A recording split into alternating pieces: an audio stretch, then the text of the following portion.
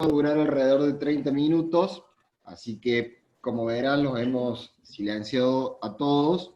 Sí pueden ir haciendo consultas en el chat que tengan, para que al final de la disertación que dé Paula le podamos hacer todas las preguntas y dudas que tengamos sobre el tema. Así que bueno, no duden en preguntar, en consultar, y bueno, espero que lo disfruten. Los dejo en manos de Paula. Muchas gracias a todos por entrar, y bueno, perdón la demora, pero la gente se va conectando de a poquito, así que ya estamos listos para que Pau arranque.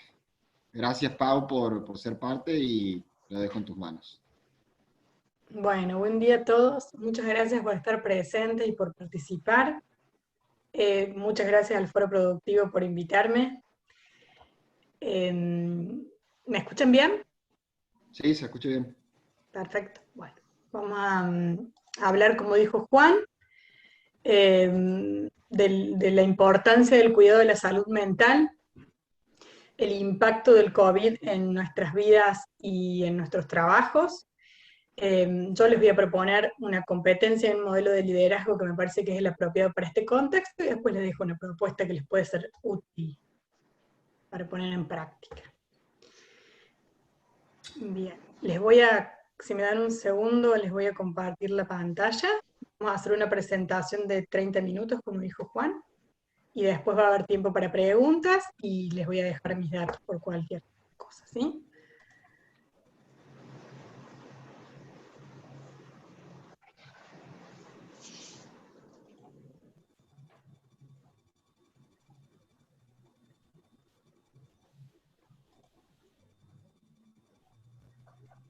¿Se ve bien? ¿Sí? Bien. Bueno, la propuesta para este momento es enfocarnos en el cuidado de la salud mental. Se está hablando mucho y venimos enfocados hace tiempo en el cuidado de la salud física, y a pesar de que ya sabemos que las consecuencias en la salud mental van a ser al menos similares que las consecuencias en la salud física, bueno, viene medio postergado el tema, y desde ahí es que queríamos bueno, convocarlos para conversar un rato de esto. Yo creo que en el próximo año al menos vamos a tener que ocuparnos de las consecuencias en la salud mental, por lo tanto, mientras antes empecemos, mejor será. Si me permiten, les voy a leer el concepto de salud mental que nos brinda la Organización Mundial de la Salud. Ellos dicen que salud mental es un estado de bienestar en el que las personas realizan sus capacidades y son capaces de hacer frente al estrés normal de la vida, de trabajar de forma productiva y contribuir a su comunidad. Eso es lo que queremos preservar. La salud mental y el bienestar son fundamentales para poder pensar, sentir, manifestar nuestros sentimientos, interactuar con otros, ganar el sustento de la vida y poder disfrutar. Bueno, esto es para que todos estemos de acuerdo en qué es lo que queremos cuidar y preservar, ¿sí? En salud mental también hay población de riesgo, aunque de esto tampoco se escucha hablar. Es importante que tengamos en cuenta las características de la población de riesgo, simplemente para estar alertas y poder cuidarnos y ayudar a los que están en nuestro entorno también. En este momento estamos alertas todo el tiempo a todo, en este contexto, y lo que nos ayuda a reconocer la población de riesgo es poder focalizar el alerta para que sea más productivo. Bueno, en la población...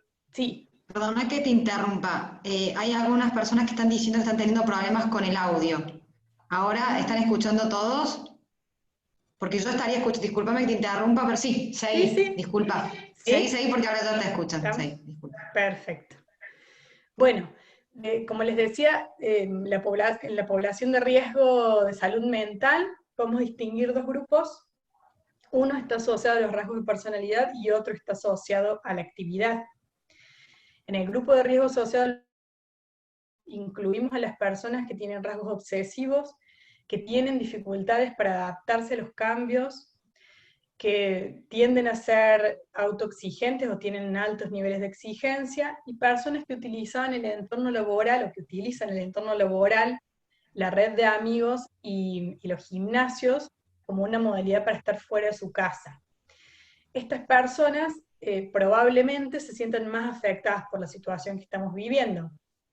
Por lo tanto, si nos vemos identificados en esa población o identificados a alguien de nuestro entorno, es importante estar alerta si vemos que las dificultades se intensifican o vemos la aparición de síntomas patológicos, es importante consultar con un especialista.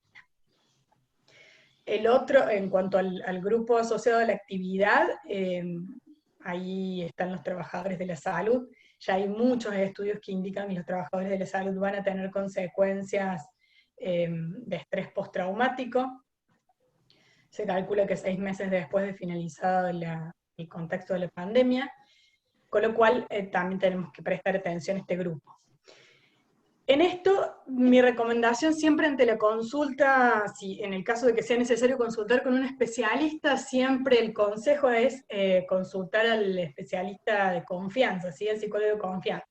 Si no tuvieran, hay mucha gente que no tiene, es útil el dato de que en la Universidad Nacional de Córdoba, la Facultad de Psicología, al comienzo de toda esta situación, habilitó un servicio donde varios psicólogos han puesto a disposición sus servicios de manera gratuita para atender a personas afectadas por la pandemia, ¿sí? Así que ahí hay un recurso para el que no tiene más. Bien. En esto que hablábamos acerca de la importancia del bienestar, es importante tener en cuenta que el bienestar no es una situación idílica donde todo tiene que estar perfecto, por ahí eso es lo que se piensa del bienestar. El bienestar engloba la capacidad de aceptar y tolerar estados de malestar. Esto es importante para que el bienestar sea genuino, ¿sí? Tener en cuenta que tenemos que aceptar y tolerar estados de malestar como el que podría estar generando o el que está generando el contexto de la pandemia. En esto, el malestar generado por la pandemia, yo creo que hay 3 circunstancias que son como las principales. Una es la marcada incertidumbre que caracteriza este contexto. Está todo en investigación, la vacuna está en investigación, el virus está en investigación, las medidas preventivas están en investigación, con lo cual es una incertidumbre que no es habitual o a la que no estamos acostumbrados. Otra situación que se nos presenta es la obligatoriedad a la acción o a la inacción, ¿sí?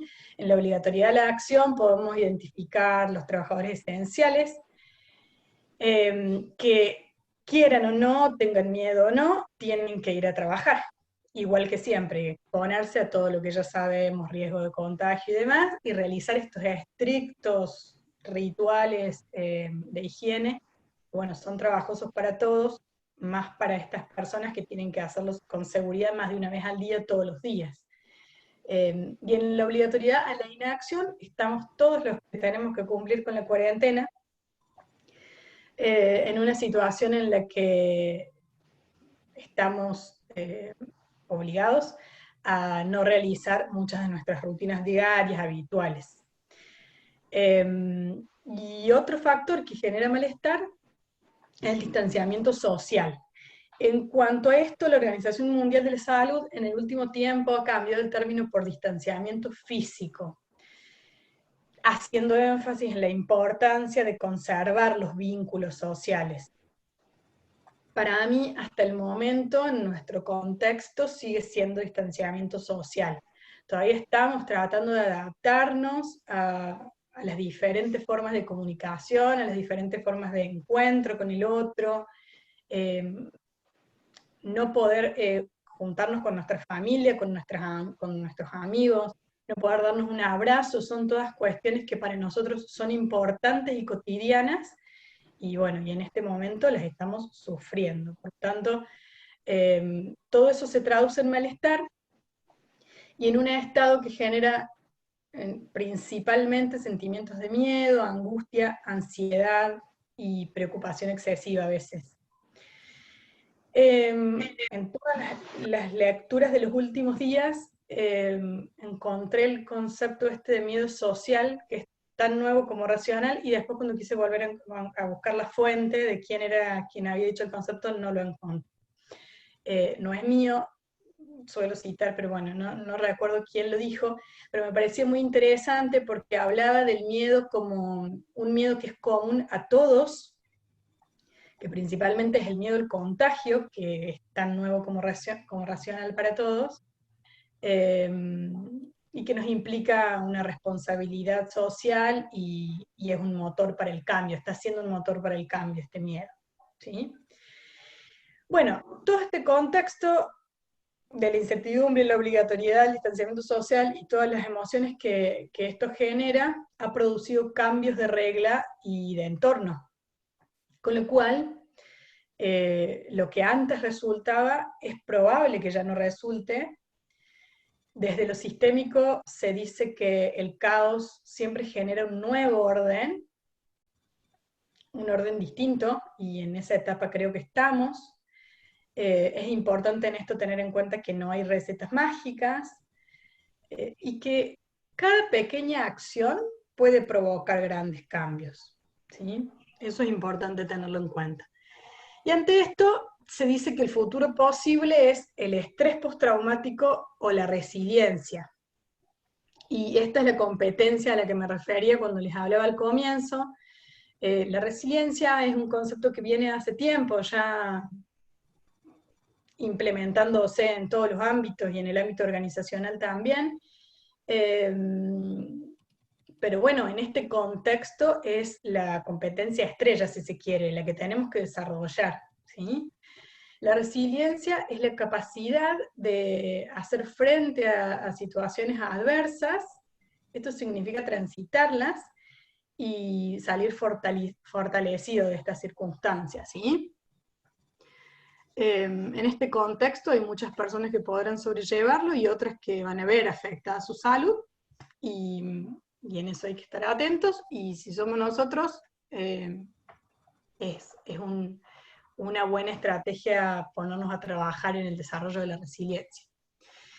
Bueno, las personas resilientes toleran mejor la incertidumbre porque tienen la seguridad de que van a salir adelante. Esta es una característica, es una actitud ante la vida que requiere fortaleza, seguridad en sí mismo, fuerza interior y flexibilidad para adaptarse a los cambios.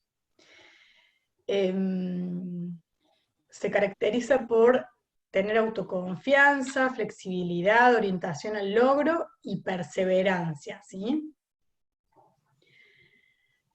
Bien.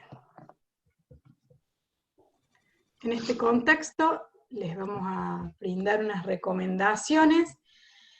Dentro de las recomendaciones yo puse caja de herramientas. Esto es mi modalidad de trabajo en general. En psicología llamamos caja de herramientas cuando no adherimos absolutamente a una corriente o a una teoría, sino que vamos tomando de cada una las herramientas que nos son útiles de acuerdo a la situación que tenemos que abordar. Entonces, bueno, en esto el enfoque que yo he adoptado para mi trabajo hace tiempo es el enfoque psicosocial, pero particularmente para todo el contexto de la pandemia he encontrado conceptos muy claros y herramientas muy útiles, accesibles para todos, en la psicología positiva y en la neurociencia, que dicho sea de paso coinciden bastante las dos. En esto los especialistas recomiendan enfocarse en tres aspectos: los pensamientos, los sentimientos y las acciones. En cuanto a los pensamientos, la sugerencia es regular los pensamientos. Esto requiere identificar las preocupaciones y pensar en alternativas, desarrollar el pensamiento en alternativas, eso disminuye las preocupaciones excesivas. Entender la amenaza, pensar en etapas, la negación, la aceptación, y después viene el aprendizaje. Yo creo que en este momento estamos en la etapa de aceptación. Tener claro que esto va a tener un final y que va a pasar. Evaluar la situación de manera realista. Para evaluar la situación de manera realista es muy importante consultar fuentes oficiales. Esto es clave con la cantidad de información que está dando vueltas, y la sugerencia es hacerlo la menor cantidad de veces posibles en el día, para no estar todo el día conectados con este tema, ¿sí? una o 2 veces, si es una mejor. Y por otro lado, confiar en los expertos, porque en este contexto de incertidumbre, donde todo está en investigación, ellos son los que tienen alguna certeza, pequeña certeza, ¿sí? Bueno, en cuanto a los sentimientos, es lo que decíamos en referencia al concepto de bienestar, es importante aceptar los sentimientos, ¿sí? Reconocerlos, transitarlos y dejarlos pasar. Identificar las emociones, qué nos pasa y cuánto nos pasa. Ejercitar la autocompasión y el autocuidado. Por ahí los que somos muy exigentes con nosotros mismos, en situaciones adversas en general, y esta es una de ellas, hay que relajarse un poco, ¿sí? Y ser más autocompasivo. Tener paciencia y comprensión con los otros, estamos todos pasando un momento complicado. Y desde la psicología positiva, una de las indicaciones es cultivar la gratitud. Cultivar la gratitud redunda en pensamiento positivo, ¿sí? Por último, respecto a las acciones, lo que se recomienda es procurar acciones o conductas, esto quizás es de lo que más hayan escuchado. Es importante mantener una rutina, mantener el contacto con otros, realizar actividad física para el que puede, aprender algo nuevo, esto es clave, aprender algo nuevo. Y ejercitar la risa para el que puede, eso también se traduce en pensamiento positivo. Organizar tu día con actividades que disfrutes, abrazar con la sonrisa y realizar actos de amabilidad, eso también genera sentimientos positivos. Practicar las 4D, las 4D son deporte, dieta balanceada, dormir 8 horas y disfrutar de alguna actividad en el día. Es importante disfrutar de alguna actividad en el día, porque por más pequeña que sea, ¿sí? Después de esto lo que nos queda es asumir el compromiso que nos toca a nivel social e individual y generar planes de acción para posibilitar el crecimiento post-trauma y el aprendizaje. Identificar los recursos personales, saber cuáles son y cómo los uso, va a ser de utilidad en este contexto, ¿sí? Bueno, hasta acá todo lo que veníamos hablando se refería a un contexto genérico. Digamos, es aplicable en todos los ámbitos y para todas las personas. Ahora vamos a hacer en el medio de esta presentación un poco de énfasis en el ámbito laboral. En el ámbito laboral, desde el enfoque de factores psicosociales, una sugerencia que no tiene que ver con el contexto de la pandemia, es una sugerencia de siempre, pero que ahora puede tener mayor utilidad por el contexto de la pandemia, es hacer diagnóstico de factores psicosociales. Los factores psicosociales son las condiciones presentes en cualquier situación laboral que están directamente relacionadas con la organización del trabajo, el puesto, el entorno, las relaciones laborales y el liderazgo, que pueden afectar de manera favorable o desfavorable al desarrollo del trabajo, a la salud de las personas y a la calidad de vida laboral. Cuando afectan de manera desfavorable, los llamamos factores de protección, y cuando afectan de manera desfavorable, los llamamos factores de riesgo. ¿Para qué nos sirve hacer este diagnóstico? Para identificar los factores de riesgo y de protección. Esto nos da claridad en el contexto, nos da posibilidad de focalizar y de priorizar acciones preventivas, que por ahí en este contexto no sabemos bien por dónde empezar, qué hacer, qué va a tener repercusión positiva y qué va a tener negativa. Teniendo un diagnóstico de los factores psicosociales, vamos a tener claridad en ese aspecto. La finalidad es esa, identificar los factores de riesgo y de protección para poder diseñar acciones acordes y efectivas de prevención en función de la organización en particular de que se trate. Los factores a veces se hace mucho énfasis en los factores de riesgo, desde mi punto de vista tienen igual importancia los factores de protección, porque compensan el factor de riesgo, ¿sí? Si nosotros no conocemos esta información, lo que podemos hacer es inocentemente a veces implementar acciones en nuestra organización o en nuestra empresa que sin saberlo aumenten riesgos y disminuyan los factores de protección. Eso es lo que no queremos que suceda. La modalidad es en general sencilla, la única complejidad que puede tener es que tiene que ser realizado por alguien que esté especializado en el tema, y no hay muchas personas especializadas en nuestro país en este tema, pero el resto es relativamente sencillo. Se aplica un cuestionario a todos los integrantes de la organización en todos los niveles. Yo acá les puse el ejemplo de uno de los cuestionarios, hay varios. Se llama ISTAS 21, que define 5 dimensiones, o sea, mide 5 dimensiones, que son las que pueden ver en ese gráfico. Vamos a medir y evaluar cómo se presentan estas condiciones en este ámbito laboral, y después se va a traducir en un gráfico similar a este, que les puse como ejemplo, que se llama semáforo, que lo que nos marca es esto, rápido a la vista. Los que tienen más del 50% rojo son factores que se consideran de riesgo, y los que tienen más del 50% verde son factores que se consideran de protección, ¿sí? Esto quizás fue lo más aburrido de la charla, pero es muy importante tenerlo en cuenta para este contexto. Nos va a ayudar bastante. Bueno, queríamos hablar también del efecto protector del trabajo. Esto es conocido, sabemos desde siempre que, bueno, hay una frase muy trillada, que el trabajo es salud. En esto hay investigaciones de China que dicen que aquellos que trabajaron durante la pandemia mostraron mejor salud física y mental que aquellos que dejaron de trabajar. Los que trabajaron en casa mostraron mejor salud mental que los que dejaron de trabajar, y los que continuaron trabajando en oficina mostraron mejor salud mental y física, y menor angustia y mayor satisfacción para con la vida que los que dejaron de trabajar. En esto hay una salvedad para hacer desde el enfoque al que yo adhiero. El trabajo puede ser fuente de salud siempre y cuando se realice con en ciertas condiciones. Una cuestión central es la autonomía. Hay muchos estudios, numerosos estudios que demuestran que mientras más autonomía tiene la persona en el trabajo, mayor satisfacción y mayor salud, y mientras menos autonomía, menor satisfacción y menor salud. La autonomía lo que le permite es poder desarrollar sus capacidades y establecer relaciones con otros y contribuir a la comunidad, ¿sí?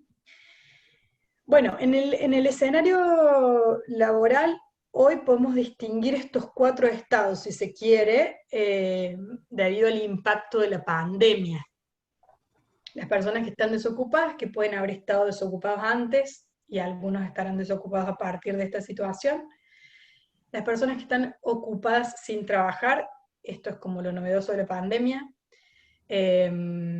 Allí pueden estar todas las personas que pertenecían al comercio, y que ahora, bueno, se está volviendo a activar, pero hasta el momento estaban sin trabajar, aunque tenían trabajo, o estaban ocupados todos los trabajadores independientes, las personas que se dedican a eventos, que es lo último que se va a habilitar seguramente, y los grupos de riesgo, que hay muchos que están sin trabajar en sus casas.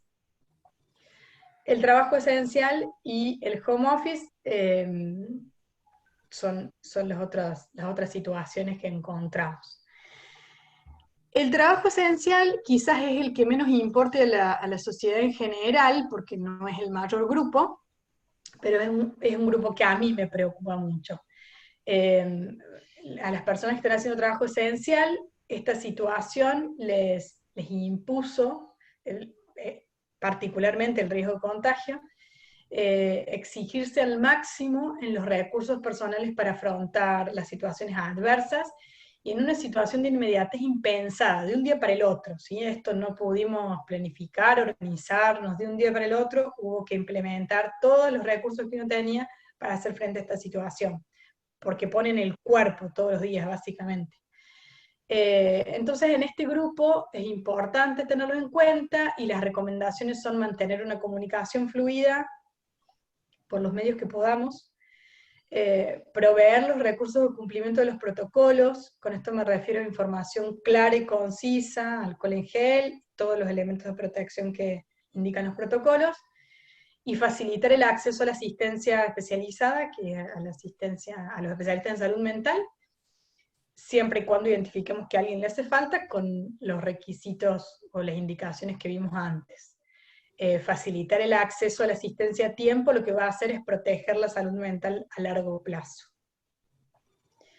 Y después, del otro lado, tenemos el teletrabajo o el home office, en el que probablemente sea el que más le importa a la mayoría, porque es el que la mayor parte de las personas están realizando y es una preocupación para varios.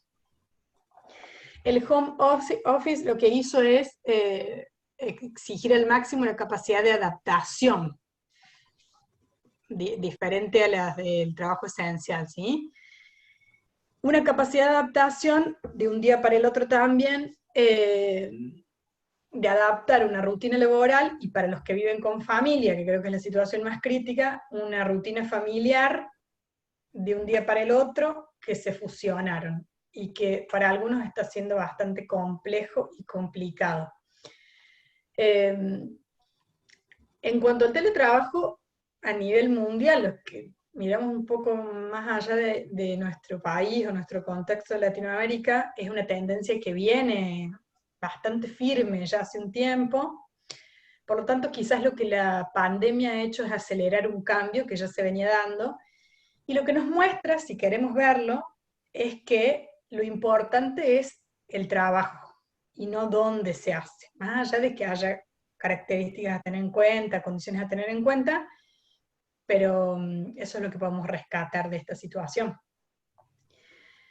Para ayudar a que el teletrabajo o el trabajo en casa sea lo más saludable y productivo posible, nos sugieren que tengamos en cuenta el lugar donde se realiza. Es importante siempre levantarse de la cama, buscar un lugar y establecer ese lugar como lugar de trabajo. En lo posible que sea un lugar tranquilo y donde entre luz natural. Planificar los momentos del día es también importante, planificar una rutina de trabajo diario, organizar el trabajo agendando los eventos. Es importante registrar cuando uno se siente saturado, hacerle caso a esa emoción y darse un descanso, 5, 10, 15 minutos, lo que a uno le sirva para poder reponerse.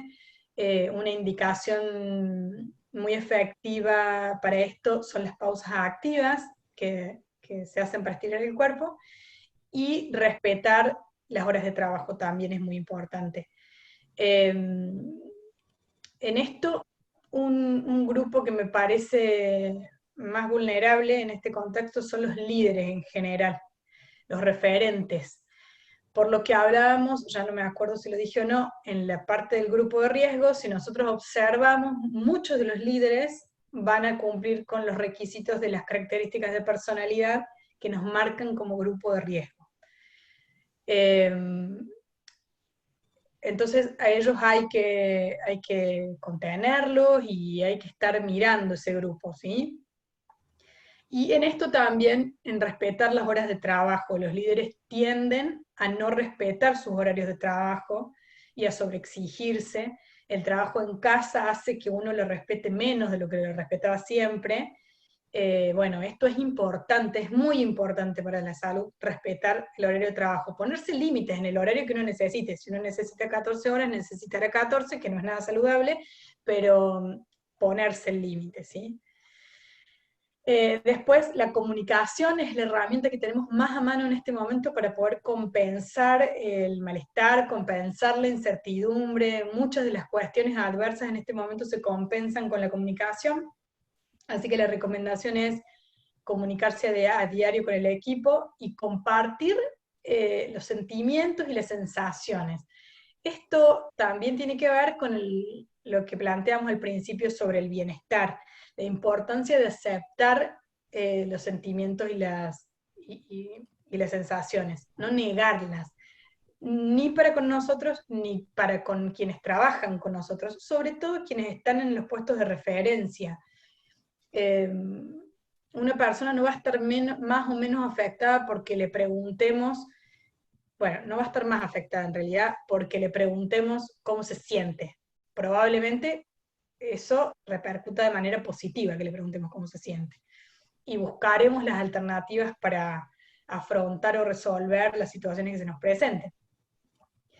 Y por último, los hábitos, que esto siempre está asociado a la salud, la necesidad de respetar los horarios de comida y de descanso, ventilar la casa es una indicación que viene con el COVID, y hacer alguna actividad que disfrutes a mí me parece central, ¿sí? Hay que buscar alguna actividad que uno disfrute, eso corta el malestar y las preocupaciones y hace que uno pueda mirar las cosas un poco más positivas. Ahí puedo escuchar música, eso es para quien le guste, pero la música tiene efectos muy positivos para la salud. Bueno, por último, este contexto nos impone, desde mi punto de vista, mirar el liderazgo. Y casi que no nos queda otra opción que implementar un liderazgo que sea positivo y resiliente. En esto, las organizaciones que lo tienen, está buenísimo, y los que no, la realidad nos exige desarrollarlo. Para el liderazgo resiliente es central también el concepto de autonomía, como lo es para la salud desde el enfoque psicosocial y todo lo que hablamos antes. El liderazgo resiliente se caracteriza por nuevas formas de comunicación y nuevas herramientas de las que estábamos acostumbrados antes. Se caracteriza por intervenir sobre la organización para mejorar el clima laboral, promoviendo el trabajo colaborativo, esto es central, la autonomía y descentralizar la toma de decisiones. Esta es una característica propia del liderazgo resiliente, diferente a los demás. Instaurar espacios de discusión que promuevan autonomía. Esto nos exige dejar de controlar y pasar a transmitir el contexto y a guiar sobre qué y cómo queremos que sea el trabajo y para dónde va la organización. Y en la base de todo esto está la confianza. No es posible llevar adelante un liderazgo resiliente si no tenemos en la base la confianza. Otra característica propia del liderazgo resiliente son los equipos autogestionados. Los equipos autogestionados vendrían a ser como la dimensión colectiva de la autonomía. También trabajan participativamente y también requiere una descentralización de la toma de decisiones. ¿Sí? Bueno, para un liderazgo resiliente hace falta un líder resiliente, básicamente. Pero por ahí el liderazgo resiliente, donde estaba mencionado recién, hace referencia sí más a un contexto organizacional y laboral. El líder resiliente que les propongo acá tiene que ver con el autoliderazgo, ¿sí? Liderarse a sí mismo para liderar a otros, eso a quienes tengan que liderar a otros. Y para quienes no tengan que liderar a otros, liderarse a sí mismo para mejorar la calidad de vida y desarrollar nuestras capacidades y nuestras potencialidades. Y asociado a este concepto, me pareció muy apropiada la frase de Víctor Frank, que nos dice: teniendo en cuenta lo que hablábamos al comienzo de la obligatoriedad nos quita margen de elección y de decisión. La elección y la decisión siempre están asociadas a un mayor bienestar. Y las imposiciones, de alguna manera, en general generan malestar, y está estudiado que también impactan negativamente contra la salud. Entonces, bueno, en esto lo que dice Víctor Frank es: las circunstancias externas pueden despojarnos de todo menos de una cosa: la libertad de elegir cómo responder a esas circunstancias. Y eso es lo que podemos hacer en este momento. Más allá de todas las situaciones que tenemos que pasar, podemos diariamente y en cada momento elegir cómo responder a estas circunstancias. Y en función de eso también me gustó este posteo que vi hace unos días de la Universidad de Ciencias del Comportamiento, que nos pone en el mismo lugar de elegir qué queremos elegir. Y respecto a esto dicen que podés elegir en quién querés convertirte: en una víctima de las circunstancias, en un espectador, o ellos dicen en un héroe. Yo prefiero usar el término protagonista. Queremos ser víctimas, espectadores o protagonistas de la historia. También nos dicen que podemos elegir el aprendizaje que queremos obtener de esta situación, si que sea una vivencia de crecimiento personal únicamente o una experiencia para el crecimiento de otros. Y después que podemos elegir qué hacer con lo que nos pasa. Y esto es responder a las situaciones que se presentan con acciones, crear y transformar lo negativo en lo positivo. Un líder resiliente no es un superhéroe.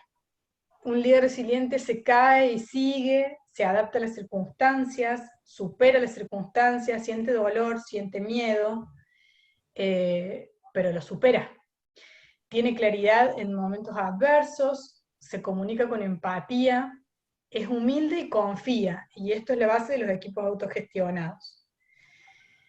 Y en cuanto a esto, las indicaciones son, si queremos estar en un lugar de liderazgo resiliente, intentemos en este momento reforzar los vínculos positivos a través de la comunicación, la cooperación y el reconocimiento, de unirnos a otros, crear oportunidades y generar redes de apoyo.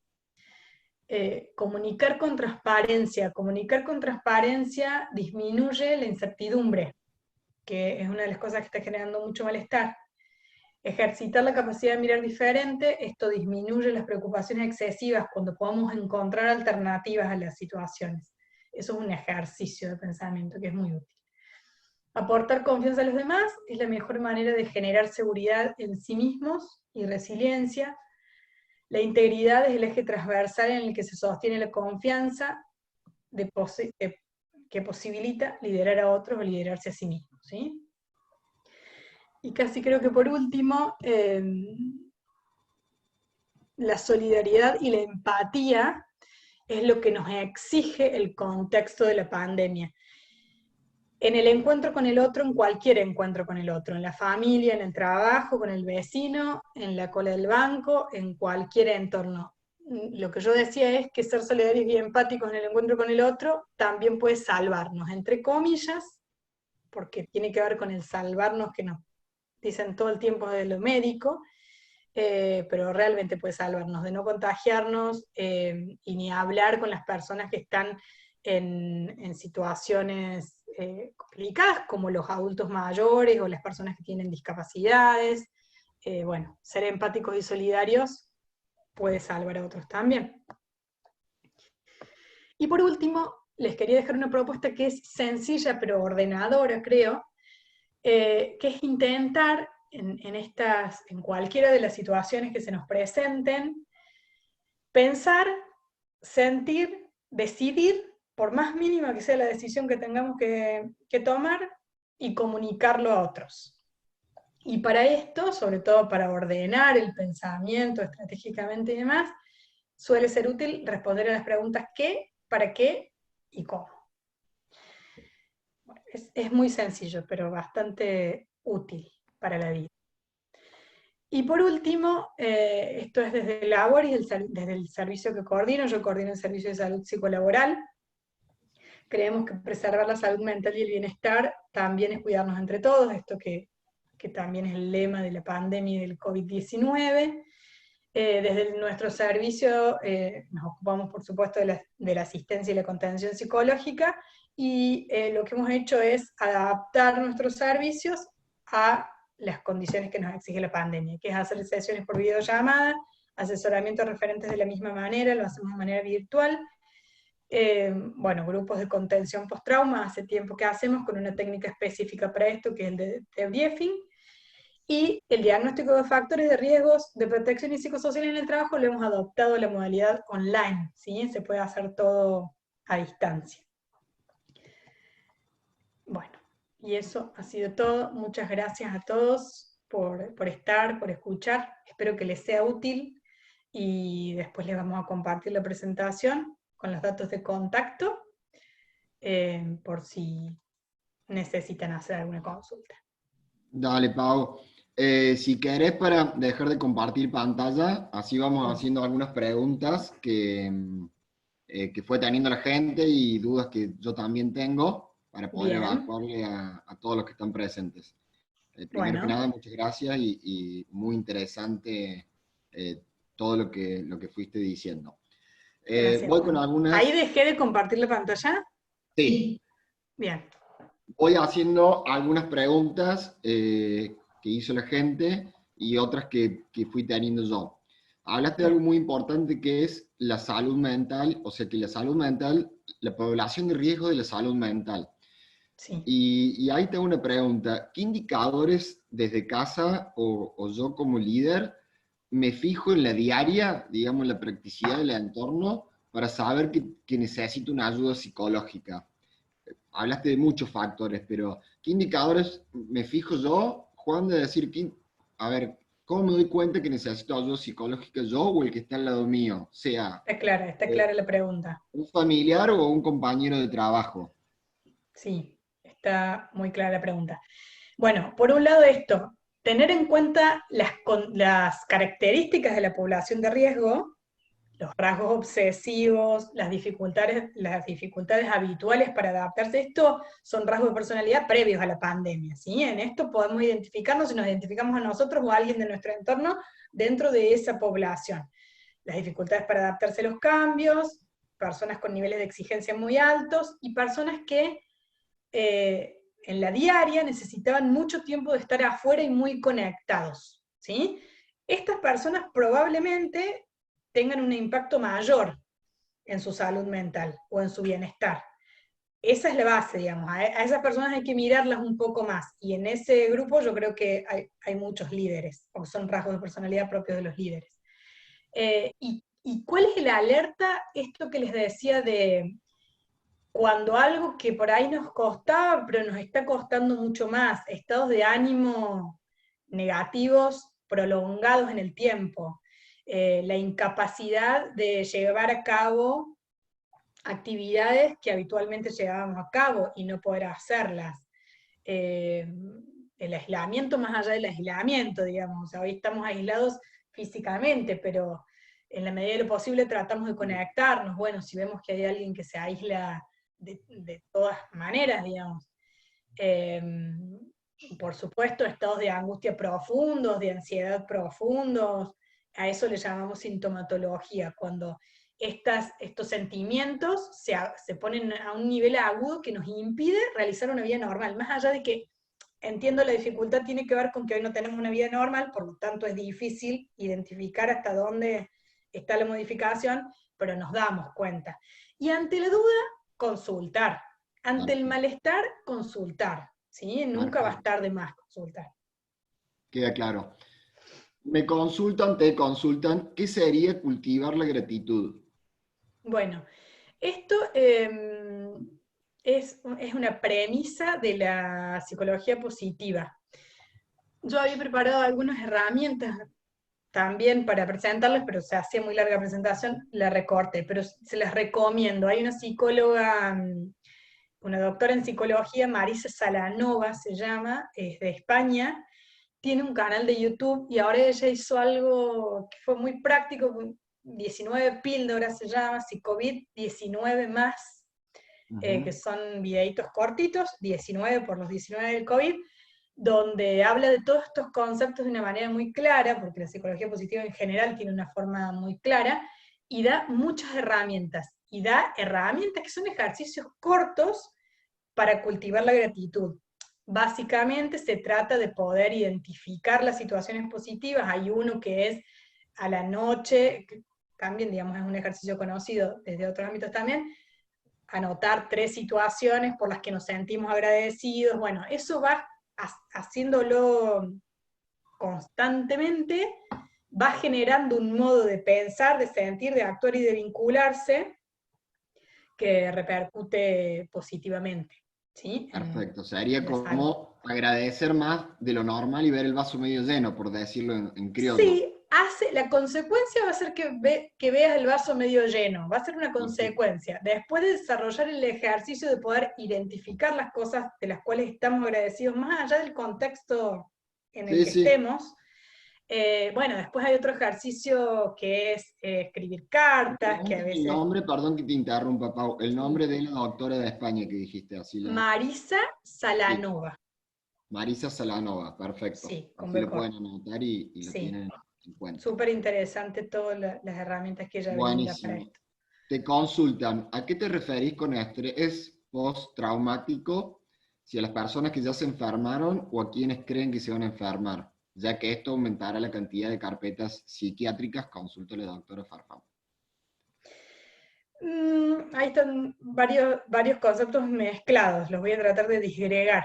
El estrés postraumático no está directamente asociado a que estén enfermos o que no estén enfermos, es un concepto general que puede afectarnos a cualquiera después de una situación traumática, ¿sí? Sí. Y la situación traumática puede tener cualquier medida, por decirles de alguna manera. Hay algo que puede ser traumático para una persona y que otro lo ve de afuera y dice, pero eso no es nada, o eso, ¿cómo eso va a ser traumático? Y para esa persona, con sus recursos y con su contexto, fue traumático, ¿sí? Entonces esto es de acuerdo a cada caso, no hay una situación que uno pueda establecer como general. Puntualmente, los estudios que ya afirman que va a haber estrés postraumático además, tiene que ver con los trabajadores de la salud y tiene que ver con la exposición. Y en esto lo que remarcan es el riesgo de contagio como riesgo, no como contagio. Después hay otro elemento que nos muestra que hay un alto porcentaje de los trabajadores de salud que se contagian más que la población en general. Eso es un dato real, digamos, que hace que la situación sea de mayor tensión. Y después hay otra que también, desde España, otras investigaciones que hacían referencia a esto de estar en contacto tanto tiempo y permanentemente con muertes, básicamente, con situaciones al límite, sobre todo en España, con la situación que ellos vivieron, esto de que los profesionales en algún momento tenían que decidir a quién le ponían un respirador, y de alguna manera decidir quién podía seguir viviendo y quién no. Todas esas circunstancias, bueno, está demostrado y estudiado ya que va a generar estrés postraumático. Entonces, nada, el estrés postraumático en la vida sucede y simplemente se trata, no es algo que sea crónico o definitivo. Respecto a las carpetas psiquiátricas, no entiendo bien ahí cómo viene la pregunta asociada.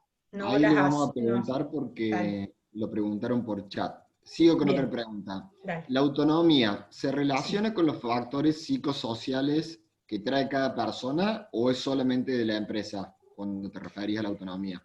Bueno, el enfoque de los factores psicosociales hace referencia a condiciones presentes en el trabajo y en la persona, y a la interacción entre estas dos cosas. Siempre hay, las condiciones que trae la persona están siempre, y hay condiciones en el trabajo. Y en esta interacción se produce el impacto positivo o negativo, ¿sí? La autonomía es desde todos los ámbitos, digamos, es central, desde el enfoque de factores psicosociales.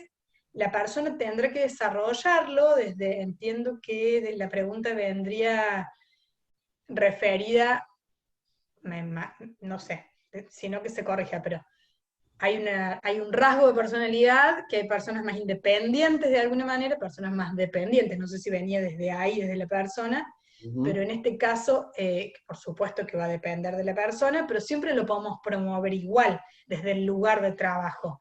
Lo importante es identificarlo como un factor central en la salud y en el bienestar, y promoverlo, e implementar modos de trabajo que promuevan la autonomía. Después cada uno lo desarrollará, por supuesto, en su práctica diaria, según sus condiciones personales. Pero bueno, promoverlo es importante. Buenísimo.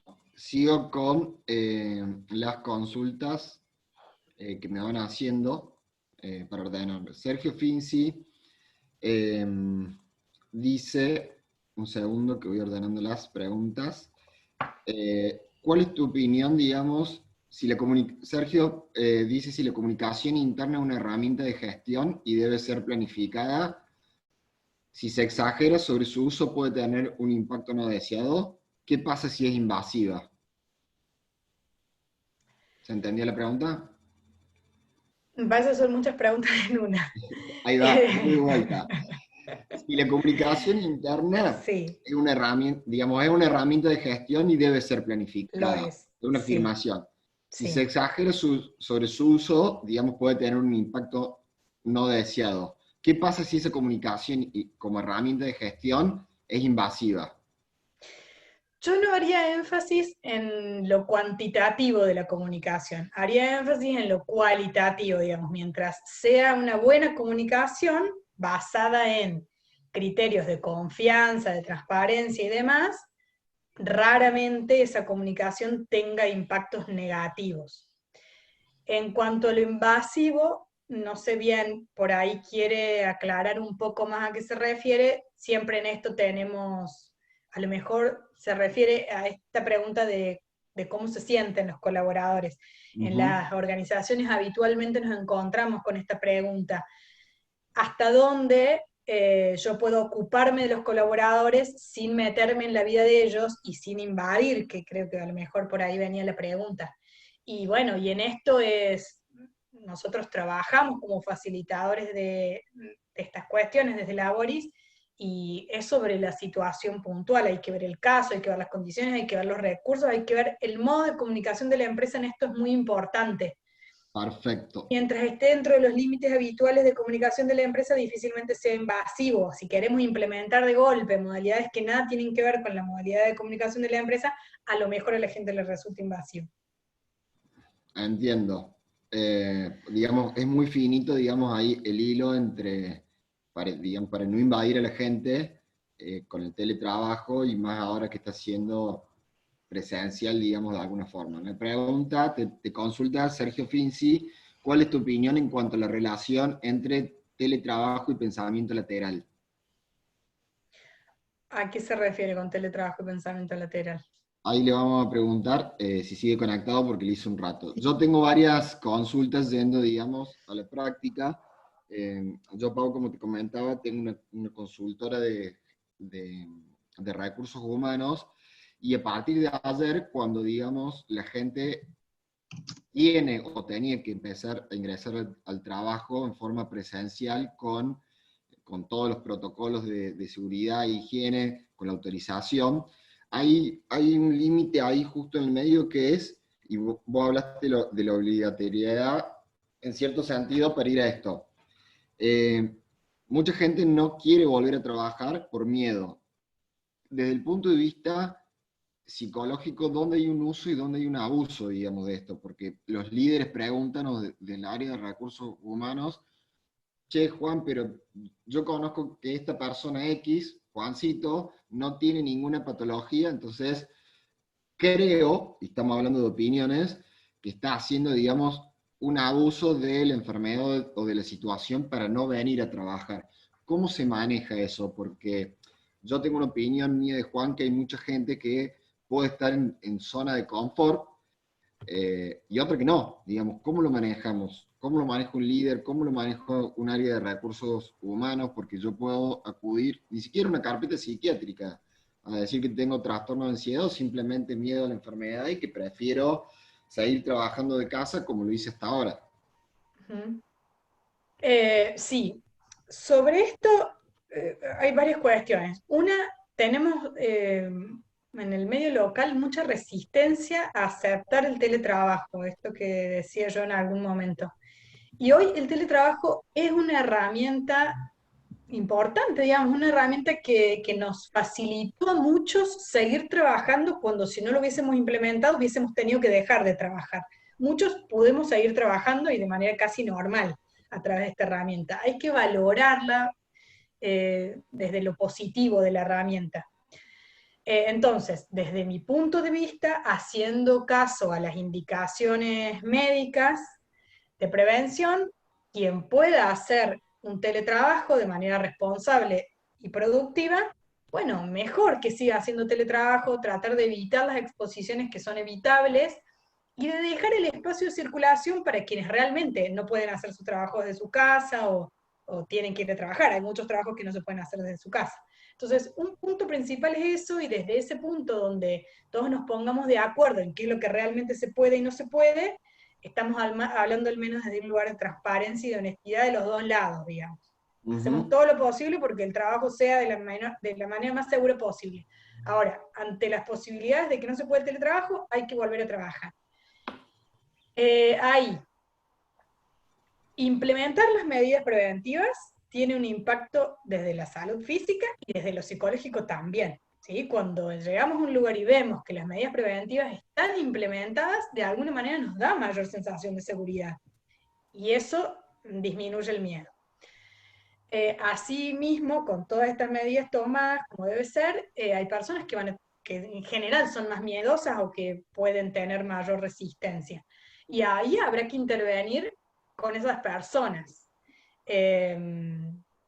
Y probablemente tengamos dos situaciones, el que honestamente tiene más miedo y realmente no lo hace abusando de la situación, sino que tiene más miedo y entonces habrá que trabajar los miedos para que esa persona pueda volver a trabajar, y ese desde el lugar nuestro, por ahí de la psicología en el trabajo, propiamente con esa persona.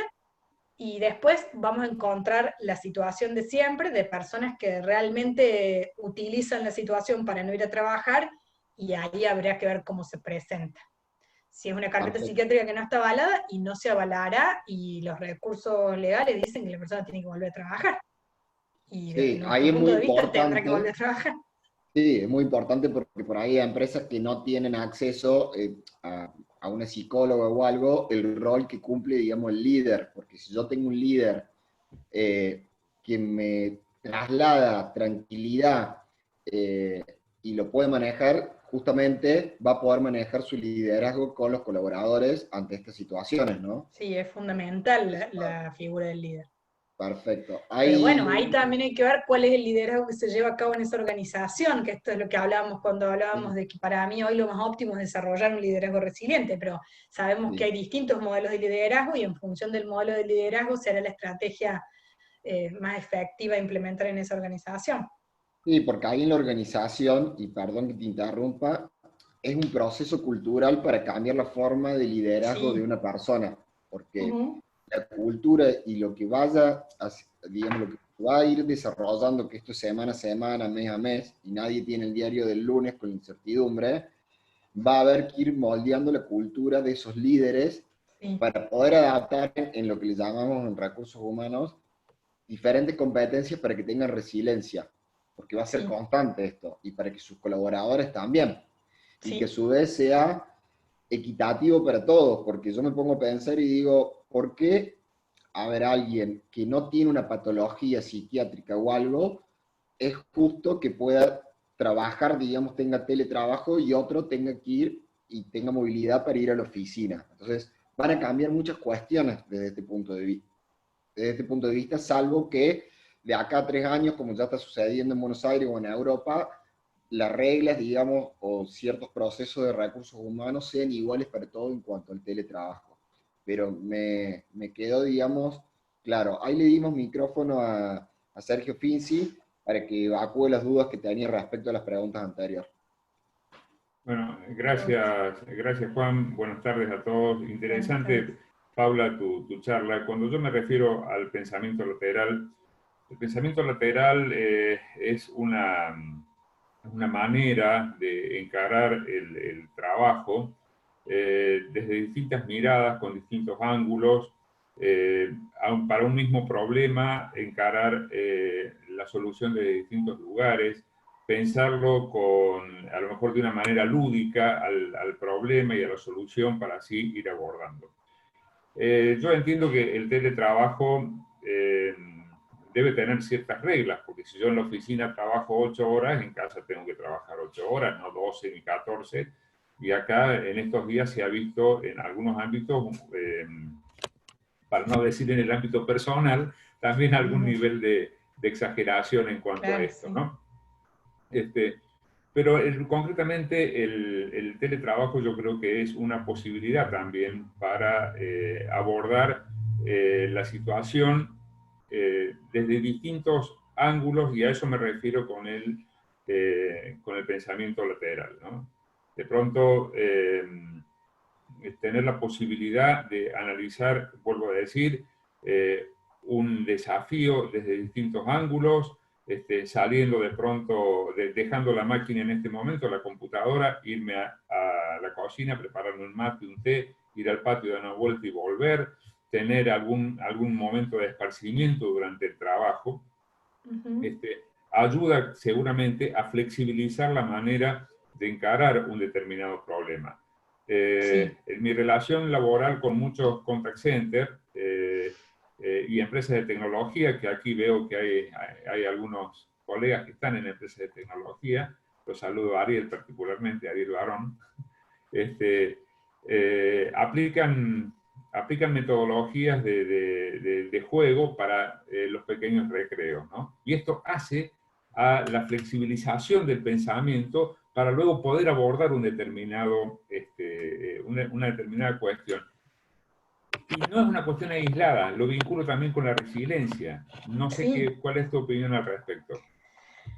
Bueno, en cuanto a esto que decías del trabajo, de enfocar el problema de distintos ángulos, me parece que tenía que ver esto que yo mencionaba con que el teletrabajo nos pone de frente que lo importante es el trabajo y no dónde se haga. Eso es un foco que ya hay que cambiar, que en nuestra cultura no es así. Pocas veces se mira el trabajo y se miran otras cuestiones.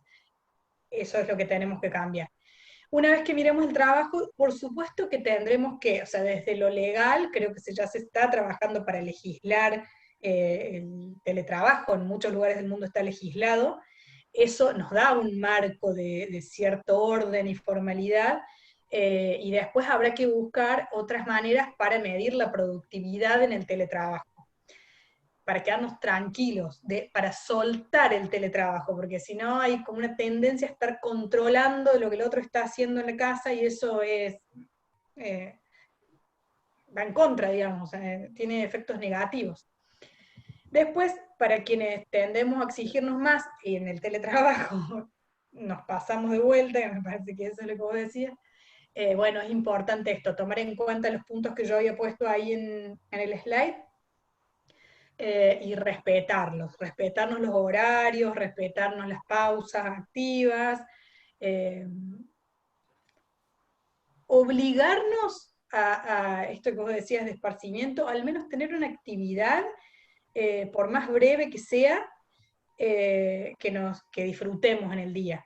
Y en esto también es una parte que tuve que sacar porque se hacía muy extenso, pero mencionaba también el mindfulness o la meditación, que es lo que proponen tanto la psicología positiva como las neurociencias. Es una herramienta muy útil también, porque son unos minutos de concentrarse con el presente sin juzgar, que nos reinician y que es muy útil para estas situaciones de sobreexigencia también. Después hay otros ejercicios también para desarrollar esto del pensamiento alternativo que vos decías. Hay uno que se trata de poner en el centro qué pasa si, y vos ponés la situación que te preocupa, y sacas 4 flechas de ese centro, y tenés que desarrollar 4 alternativas de resolución a ese qué pasa si. En esto es importante también, además de, digamos, si uno desarrolla esas 4 alternativas, probablemente sean muy parecidas esas 4 alternativas, porque el esquema o el modelo de pensamiento de cada uno es uno. Entonces también, una de las sugerencias es, la primera la desarrollamos como nosotros nos parece, y después ir conversando con otros acerca de esa situación, incorporar otros puntos de vista, hace que nosotros podamos generar soluciones nuevas a un mismo problema, ¿sí? Esto es para situaciones en general y para el teletrabajo también nos sirve. Es una situación nueva en la que tenemos que adaptarnos y encontrar las estrategias y las alternativas que nos resulten más productivas, pero sin perder de vista la salud. Tendemos a perder de vista la salud. Perfecto. Gracias. Bueno, ahí le voy a dar lugar a Mónica para ir cerrando, porque creo que fueron evacuadas todas las preguntas y dudas. De mi parte, te agradezco mucho, Pau, y fue muy interesante y pudimos ver cosas que realmente hay que trabajar en este nuevo entorno. Y le doy lugar a Mónica Bácaro, así va cerrando como vicepresidenta del foro. Gracias, Sergio, también por tus consultas. Gracias, Juan. Bueno, en principio agradezco a todos, agradezco el interés por tratar de cambiar esta nueva realidad a la que nos encontramos, que vamos a tener que reaprender un montón de situaciones y de temas, Creo que a veces como líderes o como responsables es algo que vamos a necesitar desarrollar, competencia a trabajar, esto de adaptarnos, de entendernos. Así que como representante del foro, les agradezco a todos que estén, que nos acompañen. Contarles 2 cositas más. Nosotros el miércoles que viene tendremos otro ciclo, otra charla, cerrando así de esta manera un ciclo de 3 charlas que vamos a haber realizado durante el mes, tocando temas más bien, hablamos en la primera de protocolo, la cuestión sanitaria básicamente. Hoy creíamos importante esta cuestión de acompañar a la persona más que todo, ¿no? Es lo que planteaba un poco Paula, poder entenderla. Somos un montón de personas tratando de traccionar una organización, constituir equipos. El rol del liderazgo hoy está más que claro que nos necesita activos en una línea de pensamiento positiva y buscar nuevas maneras de comunicarnos y encontrar los límites. Creo que ese es nuestro mayor desafío, es cómo comunicarnos sin traspasar los límites entre lo laboral y lo personal y aprender a liderar, a lo mejor con objetivos que no generen las 8, 12 o 14 horas, sino con esa pequeña zanahoria para que la gente se sienta incentivada. Así que bueno, agradecer, te agradezco Paula tu oratoria, tu conocimiento y esto estoy practicando la gratitud, pero esto de brindarnos tus conocimientos para darnos un poquito más a todos y poder en esa mochila que necesitamos acrecentarla porque nosotros hoy tenemos la obligación de bajar todas estas cosas y mejorar nuestros equipos de trabajo. Agradezco y les pido a todos que sigamos en contacto. Paula dejó sus datos, desde el foro seguimos en contacto con ustedes buscando unirnos y tratar de mejorar esta sociedad, esta nueva sociedad que tenemos que enfrentar como líderes. Muchísimas gracias a todos. Muchas gracias, Mónica, por el espacio y por la reflexión. Son muy buenos estos espacios. Muchas gracias a todos. Gracias a todos. Hasta luego.